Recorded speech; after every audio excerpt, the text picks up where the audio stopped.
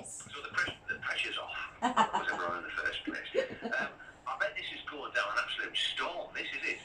What a great thing. I thought that's absolutely fantastic. Yeah, it's really fun, isn't it? Especially at the moment, we need something fun. Oh, we do. We don't. Yeah, we'll have a good guess. I'll cut it up and we'll play out the best bits. And yeah, there you go. So brilliant. If we get to the end and you want to say anything and I haven't asked you a question for it, then by all means, just pipe up and say, will you ask us about such and such? And I'll ask you about it and seamlessly graft the whole thing together. Perfect. Fantastic. Right, okay. I tell you what this reminds me of. This reminds me of, because I'm obviously a northern lad, and I used to work for a company who had offices in London as well, and I'd go down for meetings, and when I was there chatting away, one of the guys would go, you know, I saw your mouth move, and I heard noise, but I had no idea what you were saying. Is it the same kind of thing for dogs? Do Cockney dogs not understand Geordie owners? Pretty much, yeah. I mean, I've got Norwich Terriers, so they've got a bit of a countryside accent when they talk, when they bark, but they don't understand a clue of what someone from Scotland's saying. Whoa. They've got a countryside accent when they bark. Yeah, not really. Very quickly, I mean, on this, actually, we'll come back to that because I am curious as to how humans can attempt to understand how what different dog barks mean. Yeah. Let's go back to dogs. Let's go back to dogs first. Yeah. So, sit and sit. I mean, how do you get sit wrong? Do you know what I mean? It sounds the same. However you say it. You'd think so, wouldn't you? You would. I will say, without saying anything too much, obviously on radio, throughout the years of teaching classes, not everyone pronounces sit in the same way. There are times that you hear them across the room and you think, what are they asking their dog to do? I hope their dog's not too literal, because this could be messy.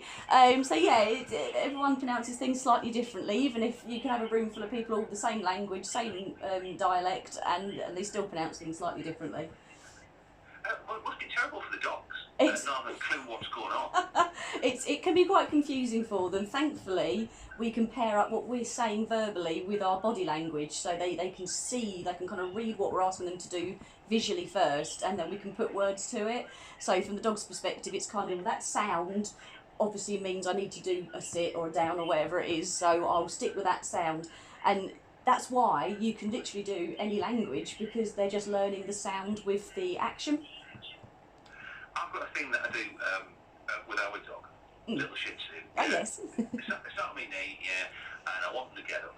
And I start off by just going, all right then, and he's get up. Yeah, and I start, I wonder what variations of all right then I can use. So it was like, all right then, and then, all righty then, and then full Jim Carrey, all righty then. And now, at the start of the he just gets up. He knows, yeah. He knows. Yeah, they're very clever. I'm just thinking, he's making a hideous noise, I don't really went near this.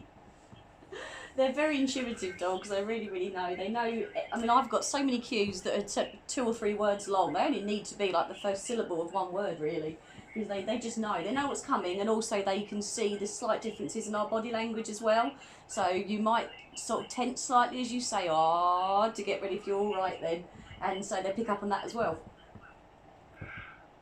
What about dogs that we get from other countries? I know there's been a big thing about not getting dogs from puppy farms, about adopted rescue dogs. Our dog's a rescue dog, best thing we ever did. Oh.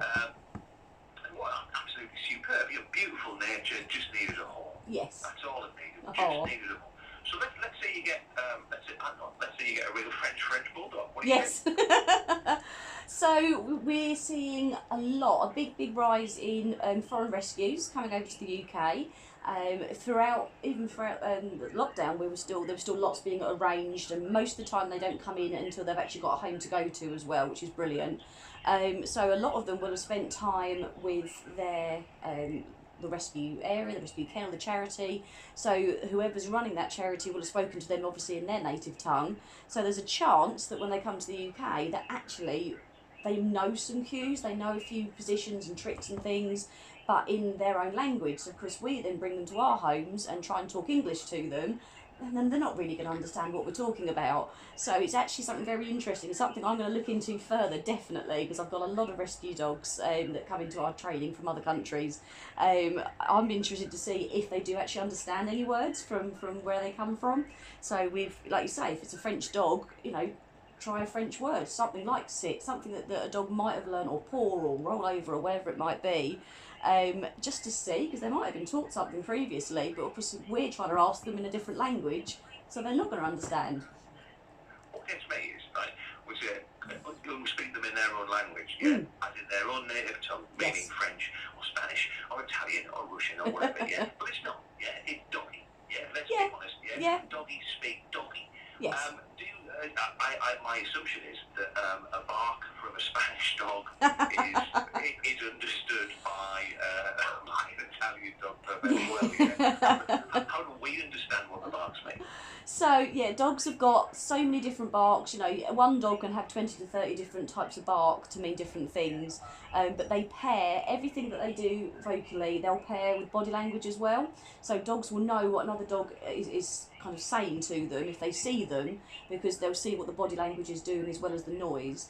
And then if you've got a dog that's maybe in your back garden that can hear another dog barking, the tone, the length, the intensity of the bark, all of that will tell your dog what it is the other dog is kind of communicating. It might be just saying, who's out there, is there anyone around? They might be asking for attention. They might be saying, get away from my back garden, or what do you think you're doing? So yeah, there's a lot. And when you listen to dogs barking, which obviously I do quite a lot of, you can really hear a difference in the noises that they're making and the pitch and the, like I say, some dogs make a single bark and then they listen. Other dogs it will be bark, bark, bark, bark, bark, bark, bark, and that's more of an attention-seeking bark. So that's why in dog behaviour it's so important to actually work with the dog that you've got in front of you and find out as much as you can. That's such a common thing I get. Why's my dog barking? How do I stop them? And the first thing I have to ask is, well, it depends. You know, why are they barking? What are they barking at? And once you can hear the noise, and you can often work out a bit more about what they're doing. Are they being guardy? Are they fearful? Are they excited? Whatever it might be. So even though I've got little dogs, as have you, so their bark or their yap will be very different to a Belgian Shepherd, for example, which will be much deeper. The type of bark is still very similar in each breed. Fantastic! It's amazing, isn't it? It is.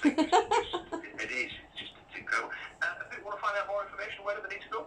So you can go to rosettastone.co.uk/dog day, and then once you go to there, you've got your 10 languages, so you pick your language you like, and then you can just literally scroll through until you find a trick or an exercise that you want to teach your dog. Fantastic. And if people want to follow you online, where do they need to go? Oh, if they come across to Dog Training for Essex and Suffolk, we are on Facebook under that name, or they can also pick me up on Twitter, and I'm on Cass and Tay, which is CASSNTAY. Fantastic. Absolutely outstanding. Thank you so much. I appreciate we're overrun by a minute.